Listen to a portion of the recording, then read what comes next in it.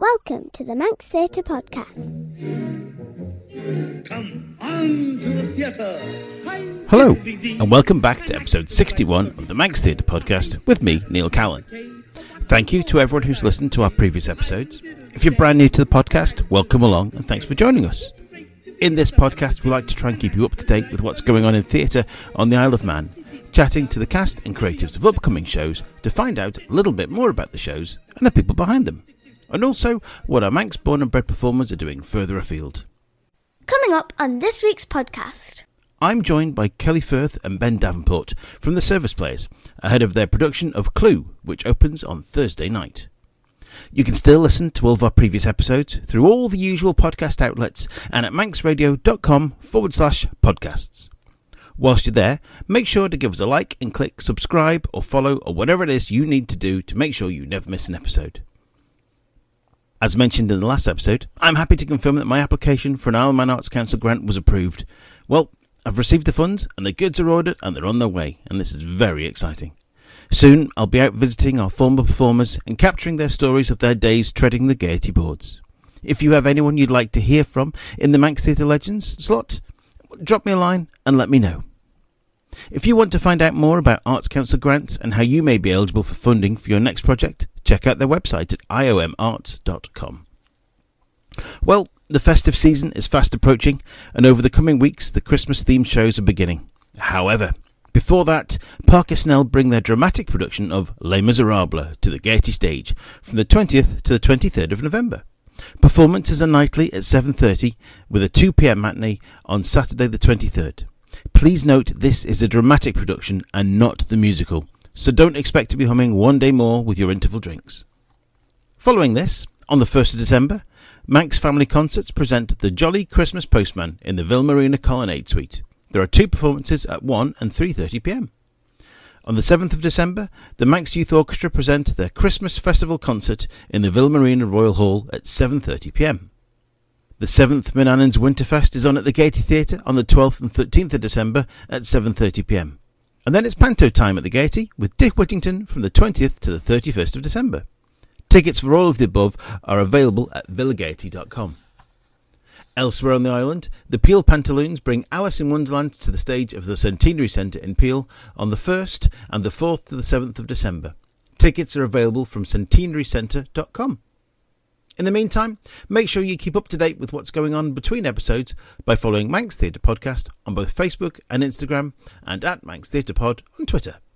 Right, down to business. I'm joined on the podcast today by Kelly Firth and Ben Davenport from the Service Players, ahead of their upcoming production of Clue at the Gaiety Theatre. Kelly, Ben, welcome to the podcast. Thanks for having us. Hello. So this is the first time for both of you, isn't it, on the podcast? It is, yes. And Yes. You're fairly new to the scene, aren't you, Ben? I mean, you were involved with Gone Girl last year, but this is... Girl on the Train. Oh, sorry, Girl, yes. A Girl on the Train back in the summer was my first, I don't know, is it soiree? First soiree with the Service Players? Yeah. And it was my first, sort of, as an adult, it was my first, stage production, like 20 years, I think it was. Wow. So, You're in now. I'm in it now, yeah. I'm in for the long run now. Yes, so you're in now and you'll never escape. Pretty much, yeah. Which I'm happy enough with, so that's fine. Actually.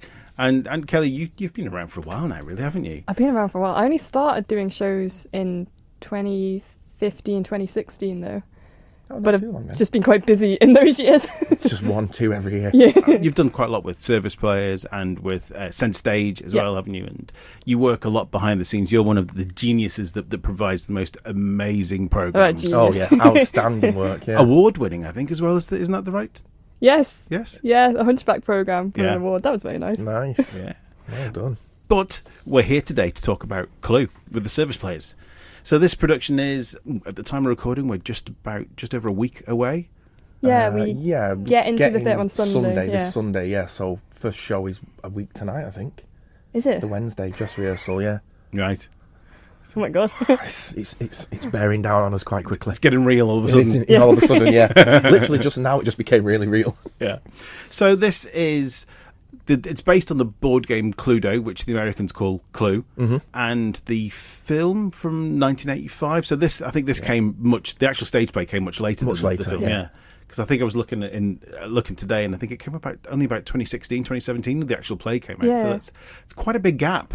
It is. between the film and the play. So, And because the play is based on the film, I think with some of the humour and some of the comedy, you can tell it's a bit old now.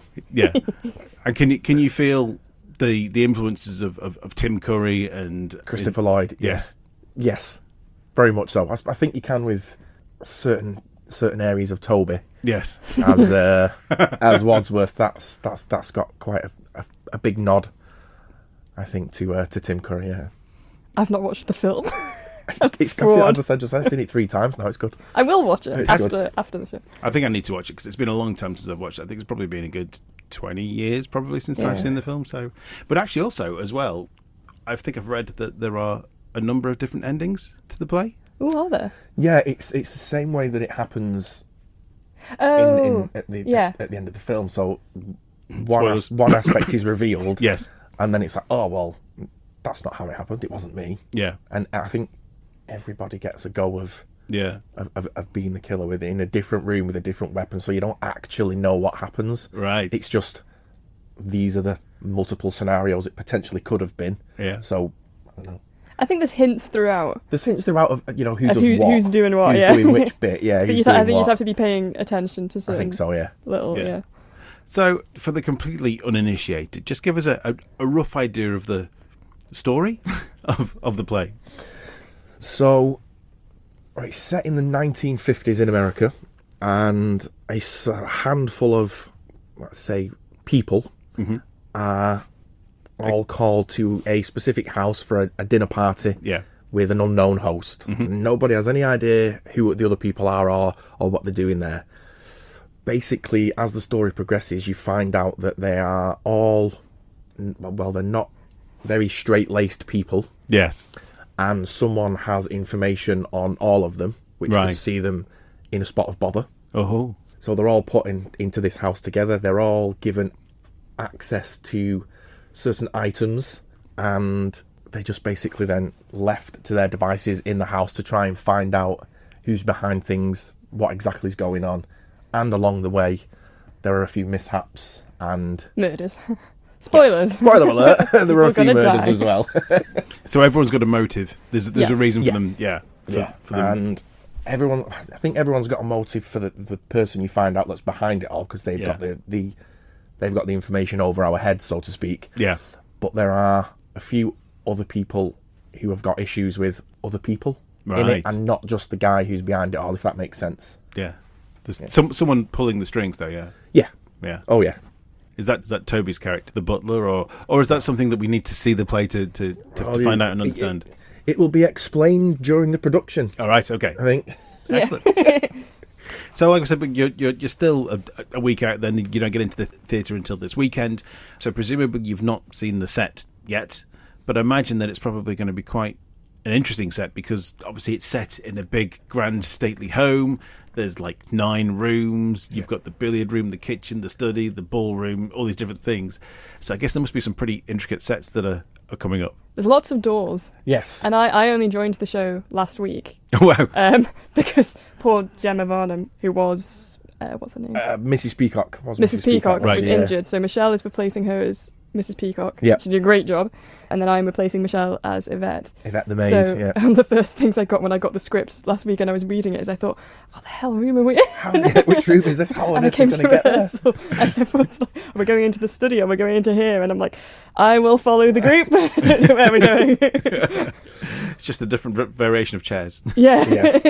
Yeah, because at the moment there aren't any doors. There's just a load of chairs. Yeah, but I think there's 3 doors down one side and above the doors. I've not seen it myself yet, but this is the gist of what we've got. So there's like 3 doors on one side with the room title above, and each time we go into one of these individual rooms, it's like the door will spin and that set will come out. Right.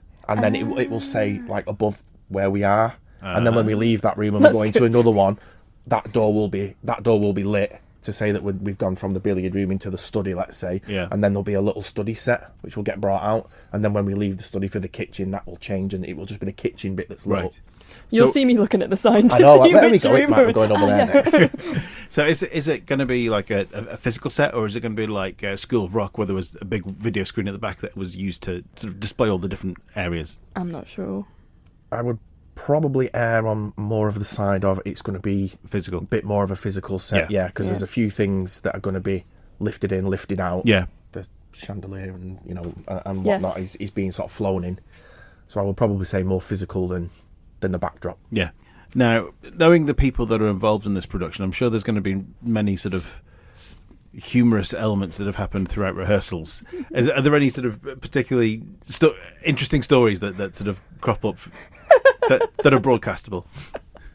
For me, it was on Monday's rehearsal when Michelle was practicing spitting in your face. Oh, yeah.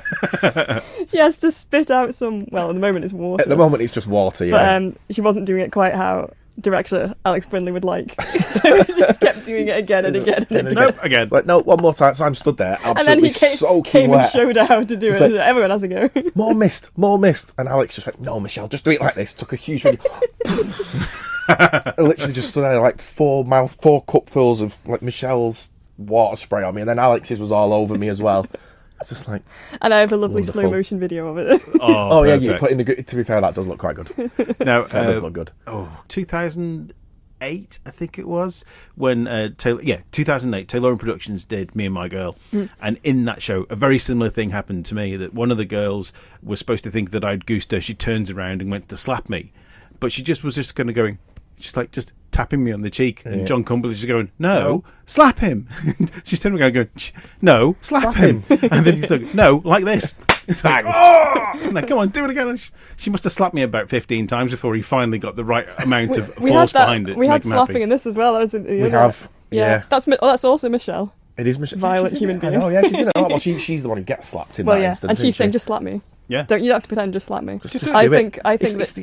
I think it should change each night. Yeah. Will she or won't she slap? And there'll be an air of nerves on. To be fair, that would look pretty good because she'd be shocked. Wouldn't she? Like, she didn't slap me last night. She won't tonight. Bang! She didn't. It's the authenticity. It is. That's what you need. It's the truth of the moment. Yeah. When we were doing the spitting scene, and it was Gemma originally. She was just like, "Oh, I can't do this. I can't." And I was like, we've got to practice it. It's got to look. Just do it. Yeah. The only way to make it look real and practice it is just to do it. Yeah.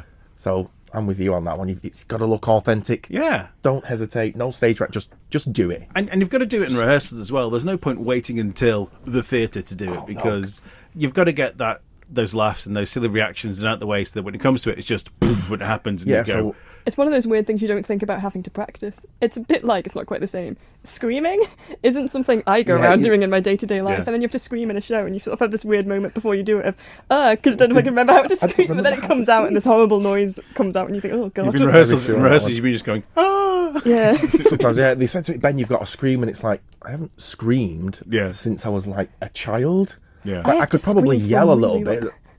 Oh no! I have to scream for a really long amount of time. I have to scream between scene changes. Between scene changes. And I see Toby's casually wandering off, and I'm like, "Please come back." Just hurry I'm up! Still hurry up! Just hurry up! It's coming from the billiard room. Let's just go all the way around the house first, and then go and see what you're doing. That's not like Toby to amble around. No. So anyway, so let's have a look at the cast then. So Toby, as you said, is playing Wadsworth, who's the butler. Mm-hmm. We have Chris Kane, and he's playing Colonel Mustard. Yes, that's perfect casting, really. It is, isn't it? If you're going to have anyone as a musty old colonel, it's going to be it's going to be Chris, isn't it? Yes. I think they're all pretty perfectly cast. I don't hope that doesn't insult anyone at all. I just think the nuances and body movements and everything just work for everyone really well. I agree. I think so. Yeah. Mind you, he played Melchett a few years ago with Blackadder, didn't he? Yeah. Perfect. Typecast again. Okay. Mrs. Peacock, as said, originally was Gemma Varnham, but she has had to drop out with an injury, so she's been replaced by Michelle Kane. Mm-hmm. So Mrs. Peacock is a wealthy socialite with secrets to hide. Just like Michelle. Yeah.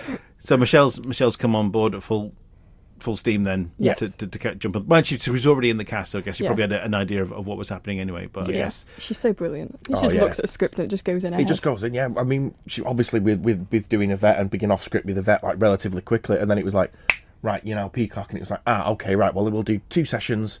And because it's obviously been in the background anyway, because she's obviously been around the rehearsals, it's just like once she's hit the ground, a little bit of a stutter for a week, and then buff, off she goes.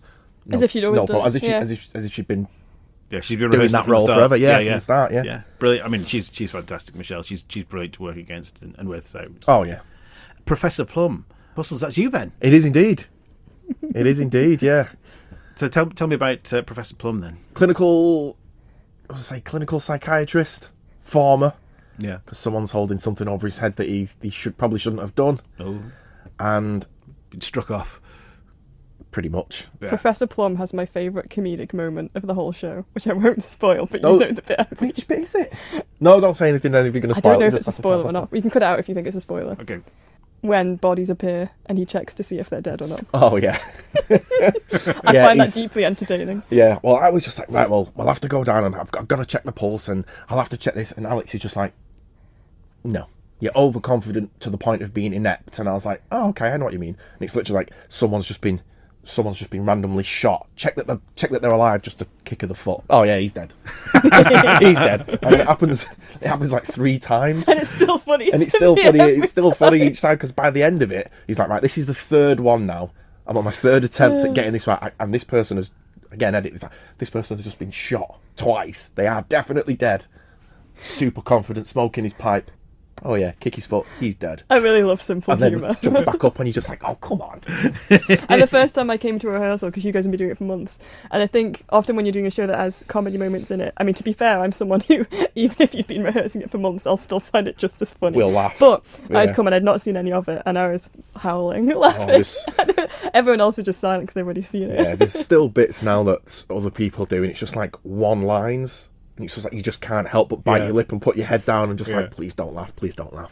Yeah, I know I like it because I've done stuff before, like farces and things like that, and you've rehearsed them for so long, and you just forget about the humour of them. I remember being on stage one night, and my friend was in the audience, and he has a really distinct low cackle, which is a and I Hear was it a mile away. delivering my line and hear him going and begin, and the next one I thought he's going to like this He's one, gonna like- blah blah blah.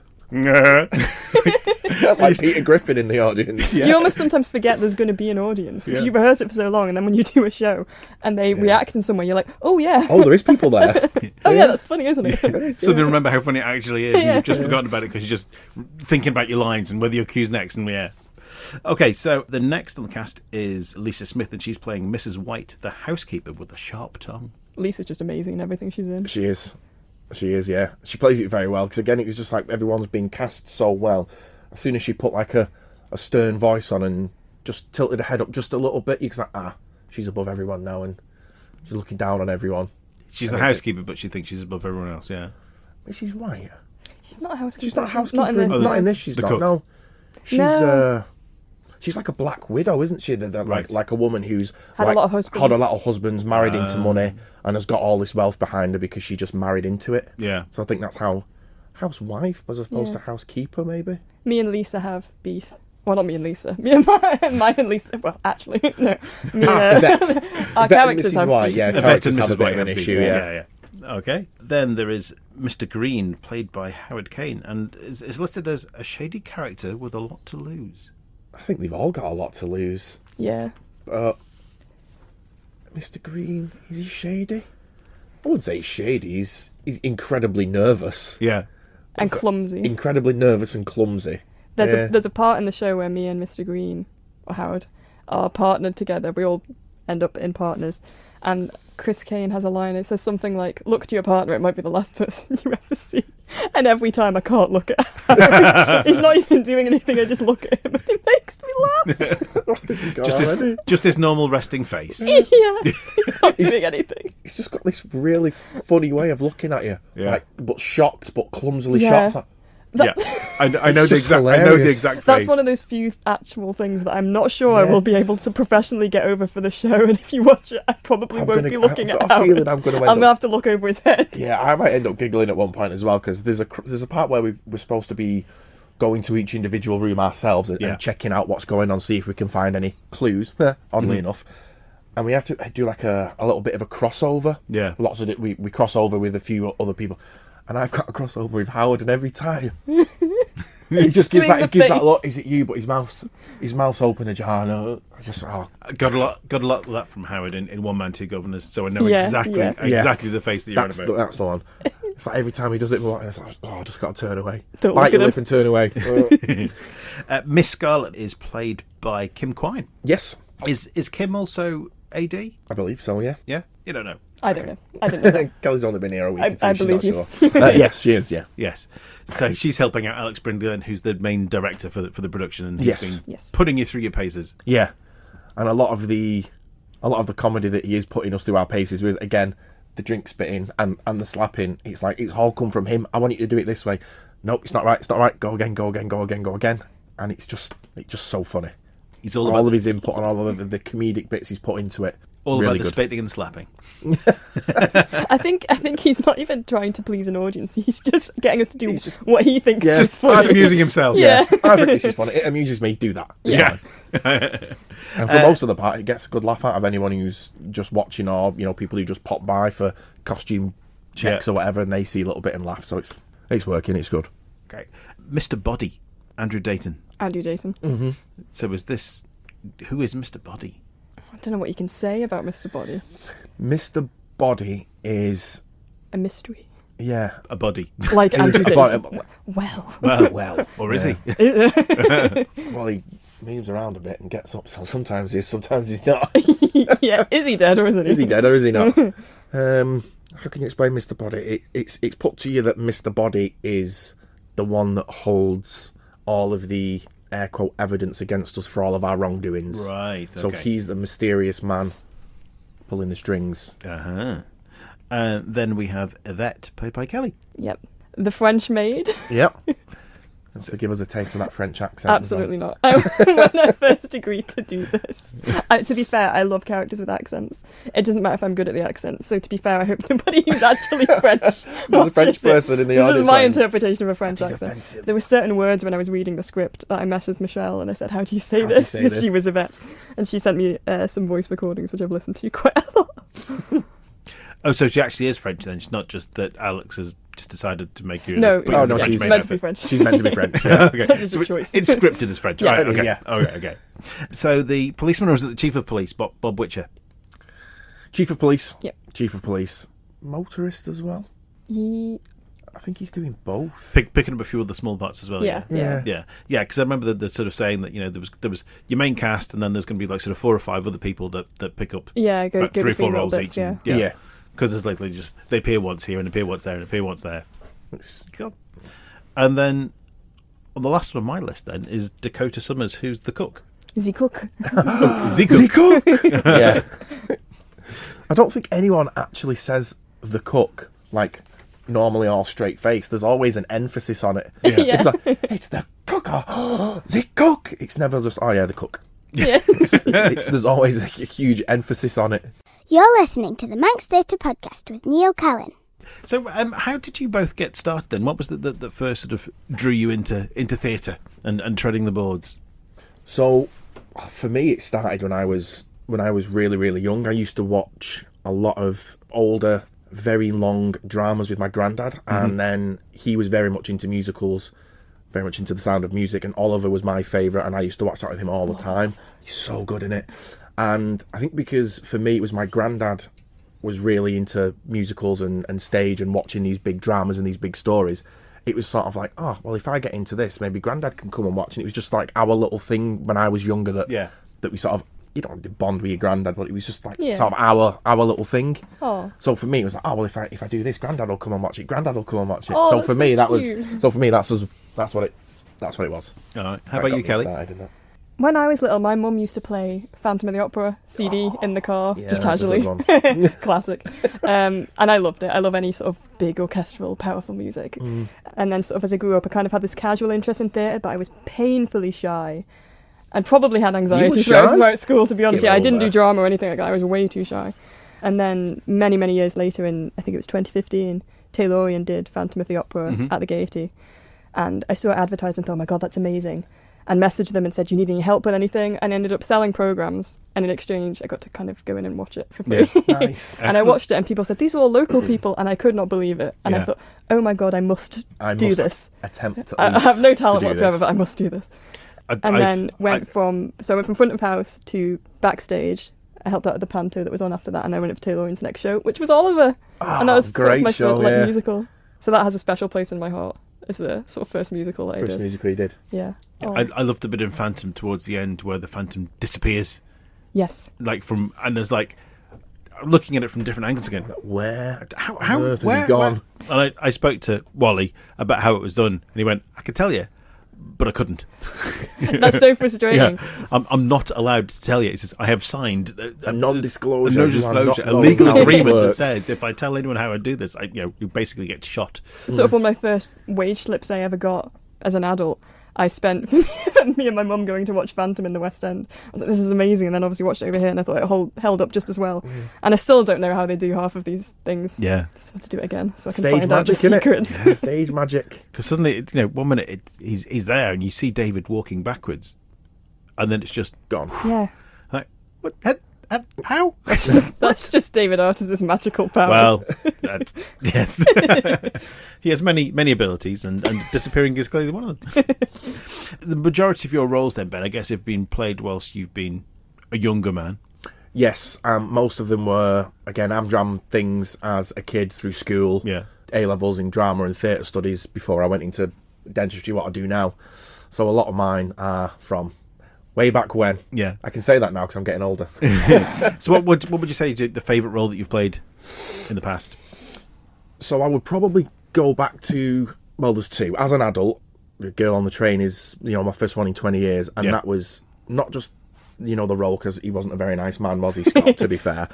But just being on stage as an adult and Yeah. seeing from, especially at the Gaiety as well, it's like one of the most grandest. It's a moment, isn't it? Yeah, Yeah. it's a big moment. So that's always going to stand out for me. But as I mentioned earlier, my granddad was very much into Oliver, and it was like the first one that really interested me. Mm-hmm. When we were, I don't know how old I must have been, 10 or 11, it was like an outside of a school. Yeah. Again, just like an amateur dram thing, we put one on. And I don't remember the name of the character, but it's the chap that works in the funeral home. That Noah? Oliver attacks. No, was it Oliver attacks him and puts him in the coffin? Noah Claypole. Claypole. Him. Yeah. Yeah. Were you Noah Claypole? I was Noah Claypole, yeah, when I was about 10 or 11.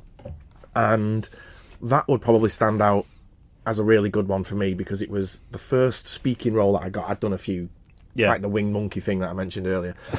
So it's my first speaking role, and it was in Oliver, and my granddad came to see it. So I was like, well, this is it for me. This is what I did. This is what I did it for. I've peaked now at 11 years old. So as an adult, Scott, and as a kid, probably, Noah from Oliver stands out. Yeah. I mean, like you're saying about Scott last year, I mean, or earlier this year, rather. It was June, wasn't it, this year? June, Yeah. So the bad guys are the best ones, aren't they? It's so easy to do. More to get you... It's so easy to do. What does that say about all you? you got to do is frown and change your voice a little bit, and you're instantly angry. Yeah. I mean, there's more fun playing Yeah. that kind of menacing character than just someone who's playing a bit sweetness and light. Yeah, sweetness and light, happy-go-lucky. Now you've got to have that underlying thing in the background. Yeah. There's something not quite right with him. I never get to play evil characters. You should ask next time. I always play sad characters or people who get murdered. I was literally thinking about this. Elves. Or else. It's like not to spoil this, but it's like we've been in Girl on the Train. Yeah. You died.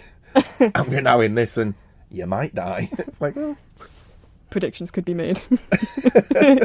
I'm sensing a theme here.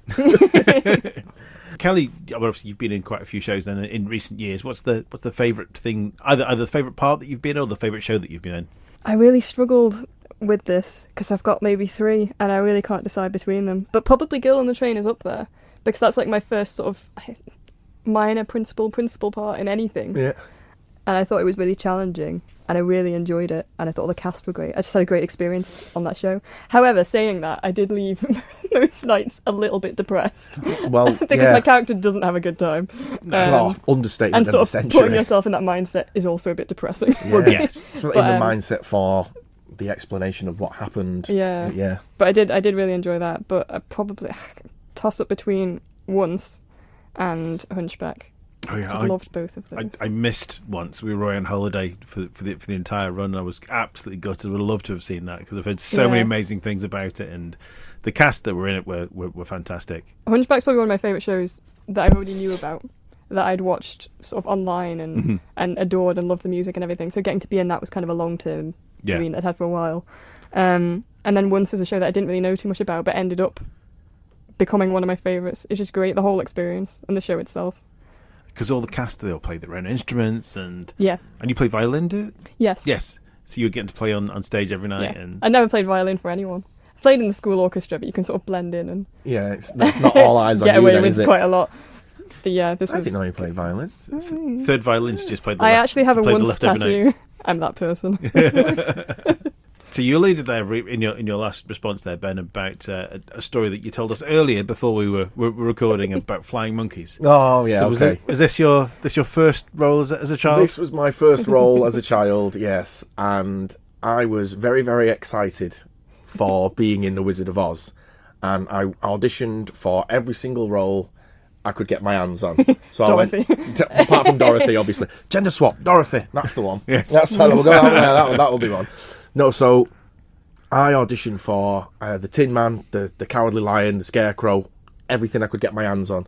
And when we were sort of like being read out, I was laughing at everyone who got Winged Monkey. Yeah. 'Cause I was like, I'm going to be so much better than this. And it was Ben Davenport. And I was like, yeah, Tin Man, Winged Monkey. Oh, great. But you thought I'm going to be the best I'm winged the best monkey winged they've ever monkey seen. ever, yeah. That's even better with a Mancunian accent as well. Monkey. Best winged monkey ever. I'm Yeah. going to need pictures. Yeah. Well, I don't think there are any, to be honest. Damn it. I don't think there were any. Yeah, but what happened that day was just to sort of like bulk out the group of the Witch's Winged Monkeys. One of the lads who was in it had just come back off holiday, so he'd missed the first couple of shows. Yeah. And we'd all sort of been given individual places where we were to sit and stand up as if we were sort of like leaving the tower and flying off, so to speak. Yeah. And he sat where I was, but I had this specific way of getting up really quickly, spinning to my right on my right hand, and sort of like doing a little pirouette. Yeah. So this sort of Stunning. oh yeah. So the little nylon poncho thing that I was wearing would fly, and it would look like my wings.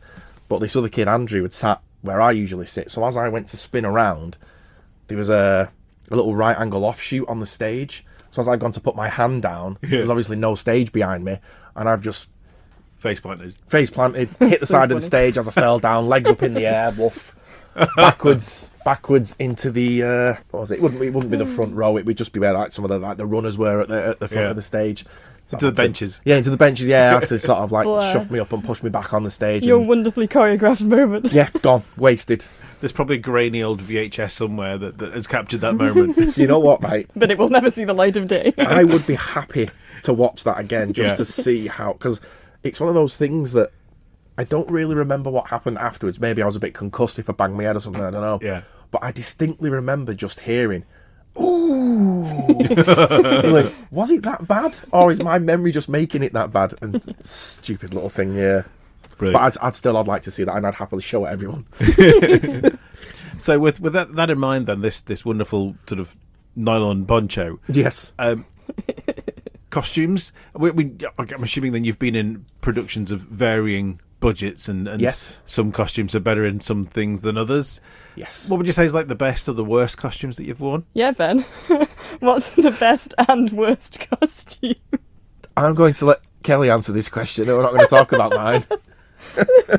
I can answer Ben's best and worst costume, which for anyone who watched Girl on the Train. Oh my god.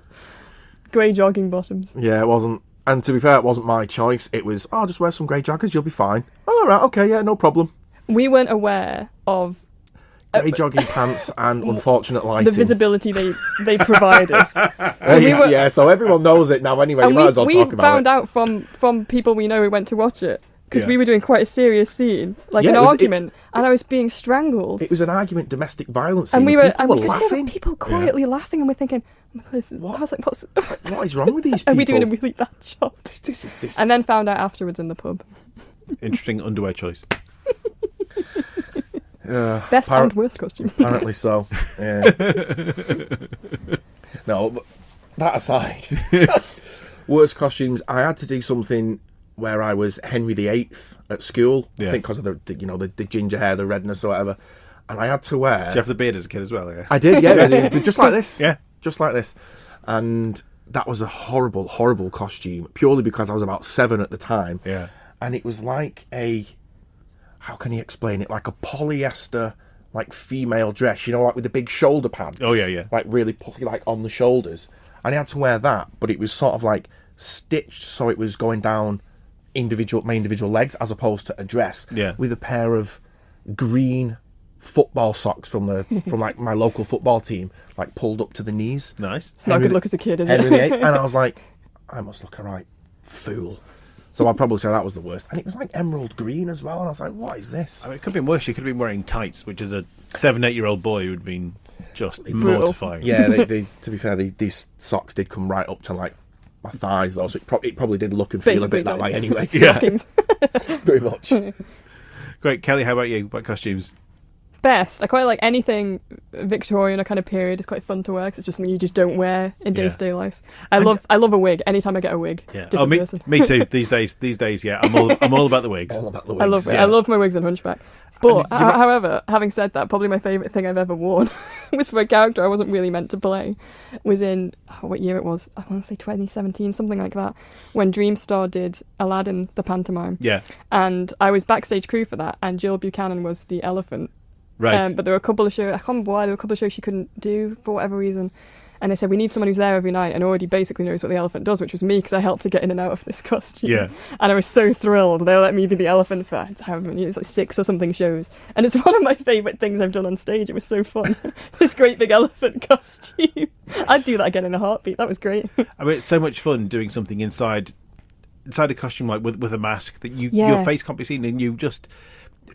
Transformed. It changes completely, because like with Jersey Boys earlier this year, there's the I Go Ape number, and I'm in the rehearsal rooms having to like jump around like an ape, and I'm just feeling so self-conscious doing it. The second we got the rehearsal with the ape mask was on, that was it. I was away, and you're It's away. weird, isn't it? It's almost like that veil comes down, and it's like, well, it's not me anymore. Nobody knows it's me. I don't have to feel silly because they can't see me. Yeah. They can't see my face. They don't know, even though they might know it's me. They can't see it's me. Yeah. You just get so much more freedom from it. I mean, I walked off, and then the gorilla came back on, so it wasn't even any guarantee that it actually was still me until I lifted it off at the end. But yeah. Once you're inside that suit, you're away. Yeah. It's great fun. It is great. Oh, you also mentioned there earlier on about your gender swap. So, Yeah. So this is the role that you could play if you could play the opposite gender. Yeah. So I would probably go for Dorothy, Yeah. Wizard of Oz. And one of my favourite kids' movies growing up, I don't know how it was a kids' movie because the Wheelers are absolutely terrifying. Return to Oz. Return to Oz. Yeah. Yeah. So as a kid, don't know why, loved it. And I thought, and then the whole winged monkey thing came up when I watched the original. And I thought that the Return to Oz with, was it the pumpkin head Jack, and he comes into it, and the Tin Man and the Scarecrow, and everybody comes back into it. Plus there was the big rock, or was he the rock king or whatever, and he eats the egg, and just that whole movie, I was like, that film is fantastic, and you wish you could be in that situation as the lead, going on that adventure. So I would probably go With Dorothy. for Dorothy. Yeah. Kelly, Minus the Wheelers, as I say. minus the wheels, yes. Scary. Yeah. Kelly, how about you? This is such a big question for me because most of the roles that I love in shows that I would love to audition for are always the male The men's roles. roles anyway. In almost every show I watch that I love, I think, I'd love to be the guy in that. I watched Back to the Future the musical, and I love Back to the Future the film. Big fan of Back to the Future. Oh, yeah, I'd yeah. love to be Marty McFly. Oh, Doctor, I'd love to be anyone. Either in of that. them two, yeah. Even that'd be George McFly's fantastic. actually a bit of a scene still. He's Yes. hilarious. He is. However, having said that, it's got to be Audrey too, the plant from Little Shop of Horrors, which obviously I will never get to play. But if I could, That would be it. that'd be brilliant. And also the best thing about being Maybe it could be a Audrey leaf. 2 is you just stood in the wings with a microphone. Yeah. Unless you're the person who's actually physically got to do the puppeteering. I'll be Puppeteering. that. I'll be a leaf. I don't mind. I think it's such a Puppeteering great and part. the voice. That's where I hope to advance to for my elephant days. A plant. Gone from elephant to plant. Upgrade. Okay, now this is one of our newer ones. So you're allowed to keep one costume or prop from any show that you've been in. What is it and why? I got to keep the one that I wanted, Oh, nice. and What that was the narwhal head from Elf, Oh, brilliant. fantastic. which the wonderful Sandy Divers made. And to be fair, I Excellent. don't know if she actually wanted it afterwards, so maybe I was just helping her out by taking it. I'm just going But she to said, take "Do you this." want it?" And I was like, "Brilliant." However, I drive a Toyota IQ, and it's quite small, so the extent did of this narwhal head was the length of my car. I was going to say, what was it coming didn't from really the know what to back do with it. I over just the kinda- passenger seat is just hanging out of the Yes. window with a big horn. Kind of just drove around with it for a while. Outstanding effort. You should just put it on the bonnet. Yeah. Kind of like the revolver that I get in Clue. Yeah. So obviously we all Fancy, get it's a fancy stage prop, but it's It's very intricately carved, so it looks like a how can you say it? Like, it looks like something like a French 18th century 6-shooter revolver. Yeah. It's just really nice. It's really weighty and it looks good. So I'd probably go with that, because what did I have prop wise from Girl on the Train? Nothing, because Scott was just drinking alcohol all the time because he's a very level-headed man. Yeah. And from being a kid, maybe my nylon poncho Monkey from my monkey cape. Yeah, that'd be quite interesting to see again. You see, I managed to keep a hold of my truncheon from Sweeney Todd. Yes, I heard as you the say Beatles. on the podcast. Yeah, So that's a great one. That's a good one. We've been having some work done at home this week and been moving stuff around. It's like, oh, there's my truncheon. Oh, I remember this. But again, yeah, just what you're saying there about the gun. In Jersey Boys, I was one of the gangsters at the start that shot Andrew, and it's a proper World War II decommissioned revolver. And like for the 5-10 minutes before going on stage, like that's what I do. Spin it around like RoboCop, spinning that around, like it's in a holster. Yeah, dead or alive, you're coming with me. Yeah, exactly. It's when you have all the like table of props laid out and they're all like neatly laid out with their own place, and like don't take a prop that's not yours. Yes. But as soon as the prop is yours, like play with it. Playing with this. I'm getting ready for the scene. I'm just preparing myself for the scene. I'm getting into character. Yeah. And get used to the feel, used to the weight in the arms. Yeah. Yeah. Get that spin on the revolver. And work out where I'm going to tuck it when I'm needing it. You know, we're going to pull it out of the trousers. Is it coming in the jacket pocket? You know, waistband at the back. Yeah. I Classic just love gangster. having any I'll prop. just hold it sideways, so I'm upside down a little bit. Anytime you get a prop, I just feel like it's a win. Oh, it's amazing. And I've been in shows where I'm often in the ensemble, and they'll say, "Oh, we want like a handful of you to hold something." So, like in Oliver, they had these like flaming torches at the end, and I was like, "Oh, I really want a flaming torch." But I sort of stood there and sort of tried to catch his eye, and I wasn't picked. Oh, then we did Sound of Music, and at the end, the nuns are sort of singing the finale song, and a few of us got lanterns, and I got a lantern, and I was doing my best lantern acting. I've done that with those torches before, and they sound like a great idea to begin with, but then when you stood holding it at 90 degrees and you're like 5 minutes in and the arms shaking and your arms just going lower and lower and lower. See, I would have done that. I would have trained for my torch, but I wasn't picked. Okay, now, way back in 2020, after the first big lockdown, we created our musical theatre playlist. Now, this is our Spotify playlist. That's our ultimate musical theatre playlist. Neil King and I, Neil was the co-host with me at the time. We each put 10 songs in to start the playlist and get it going, so that there was a decent amount of songs there to begin with. Otherwise, 2 songs in a playlist, it's over very quickly. Yeah. So every person who's come onto the podcast since then has added a song onto the list. Now, these songs are all something that either means something special to us, it's from a show that we've been in, or it's a song that we've performed. So there's something there that's got a real good connection to us. Mm-hmm. So let's having a look down the list. We can find some people. So Gemma Varnum, she chose "Shine Like the Sun" from 9 to 5. She was great in that. She was. Kim Quine chose "Think of Me" from Phantom of the Opera. Mm-hmm. Toby Smith chose "Working on the Land" from Martin Guerre. There's Lisa with "Little Girls" from Annie. Yes. Oh, Lisa would be great at that role. So, what songs would you like to add and why? Ben, you want to go first? Yeah, I would probably... Well, just because, as we briefly mentioned earlier, the dentist from Little Shop of Horrors, considering what I do for a living, is already been picked there, so I can't have that one. But I think I would probably go for the Broadway version of "Just Can't Wait to Be King" from Lion King. Lovely. So not the West End, the original movie, or the remake. You go for the Broadway. Oh, any one of them three then. You know what? Either or. Yeah. Either or each way.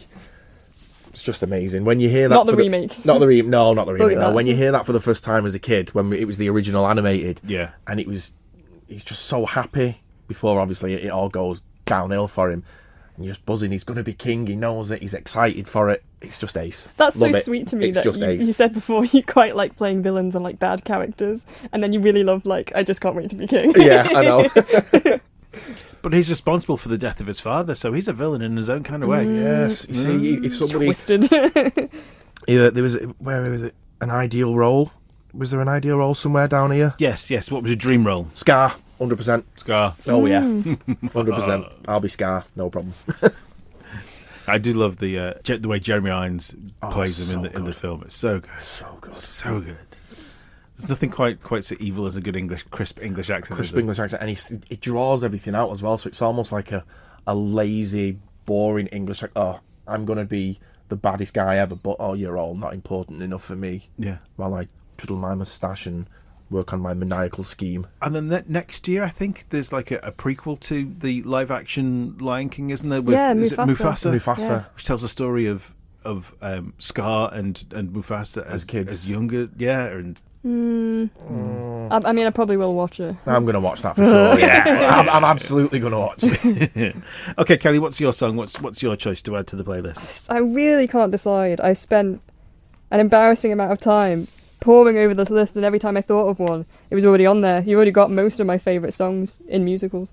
Well, there was someone who came on the podcast. I can't remember who it was now. A couple of years ago, was saying, right, have a look at the list and think of a song you want to add. And they kept going, right, I want this song. No, that's already on there. It's already on there. No, I want this one. Okay, well, how about this one? That's already on there. How about this one? That's already on there. Yeah, I was also desperately trying to pick something that was a bit different, but you've got every show that I like, really. I mean, I'll get home and think of one and think, damn it. Should have had that one. Yeah. Unfortunately, they were under the impression they had to choose one from the list, and that was the song that they wanted. That was why they went for it. No, you were adding a new song. I'm quite tempted to pick something by Star Kid, but I don't know about being that niche. I think... Oh no, niche is good, because we've had some fantastic ones from Ian Dixon chose Natasha Pierre and the Great Comet of 1812. I'd never heard of that. Ian would pick something before. else. What else was there? There was Falsettos was a song chosen by Mark Doherty. There was a song by, let me see if I can find it in the list now. There's a few good ones on there that have just jogged my memory as well. Oh, I completely forgot about that musical. Yeah, so there was a song there that Natalie Nixon chose, and it was called Immaculate Deception from a show called 35mm. And I'd never heard of that before. I mean, I have listened to it. I've listened to it since, but that's the great thing about people coming on and choosing these songs. It gives me new musicals to go and have a listen to. Maybe I should pick something from Star Kid then. Yeah, go for it. There's so many options. Have a think. I've seen most Star Kid musicals now, and I love most everything they do. I'm trying to think of one that's not too inappropriate. How about The Guy Who Didn't Like Musicals? The Guy Who Didn't Like Musicals. Yeah, that's both the title of the show and I believe the name of the opening song as well. That's a great show. And then you can watch the whole thing on YouTube. Right. Okay, so we'll give that a look. I'm really proud I've thought of something that's not on the list. Excellent. Right. Okay. I think that's us done, really. Okay. Clue is playing at the Gaiety Theatre from Thursday the 14th to Saturday the 16th of November. Correct. With performances at 7:30pm each night. Tickets are £20 in the stalls for adults and £18 for under 16s and OAPs, and £22 in the circle and £20 for under 16s and OAPs. If you've not done so already, make sure you get your tickets now from villagaiety.com or by calling 600 555. Ben, Kelly, thanks for joining me on the Manx Theatre podcast, and wish you and everyone at the Service Players all the very best for Clue. Thank you. Appreciate it. Thank you very much. Bye-bye. You're listening to the Manx Theatre podcast with Neil Callan. Well, there are just a few weeks left to submit applications for the next Young Singer of Man competition in January 2025. This competition is open to anyone aged 7 to 18 as of the 25th of January 2025. There is no entry fee, and the winners will receive a trophy and a £150 cash prize. Application forms are available at erinartscentre.com/YSOM. And the closing date for entries is Friday the 13th of December, so be quick. The closing date for applications for entries into the Madford Easter Festival is also fast approaching. They're looking for full-length and one-act plays that celebrate the diversity of theatre across its many genres, from comedy to tragedy and everything in between, to celebrate its 75th anniversary of staging festivals. You can find the application form and more information at madford.im. That's MADF.im. The closing date for entries is Sunday the 1st of December 2024.